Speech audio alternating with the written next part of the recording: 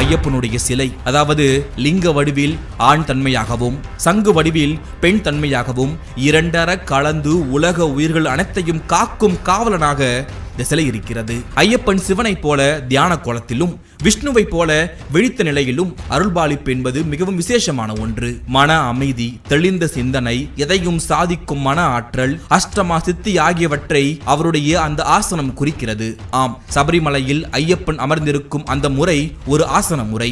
யோக நிலையில் காலை வைத்து வயிற்றை அழுத்தி மூச்சை அடக்கி குண்டலினி சக்தியை மேலெழுப்பி அந்த சக்தியை ஞான சக்தியாக மாற்றி தனது திறந்த கண்கள் மூலம் பக்தர்களை பார்த்து அவர்களுக்கு ஆசி வழங்கும் நிலையில் இருப்பதால் தான் பக்தர்களை தன் பக்கம் இவ்வளவு அதிகமாக அவரால் ஈர்க்க முடிகிறது. ஐயப்பன் தன்னுடைய வலது கையில் பரமாத்மாவுடன் ஜீவாத்மா கலக்கும் முத்திரையையும் தனது இடது கையில் ஜீவாத்மா பரமாத்மாவின் பாதத்தை சரணடையும் தத்துவத்தையும் குறிக்கிறது. அதாவது மனிதன் இறைவனை சரணடைந்தால் அவனுடன் கலந்து விடலாம் என்பதுதான் ஐயப்பனுடைய இந்த முத்திரை குறிக்கிறது.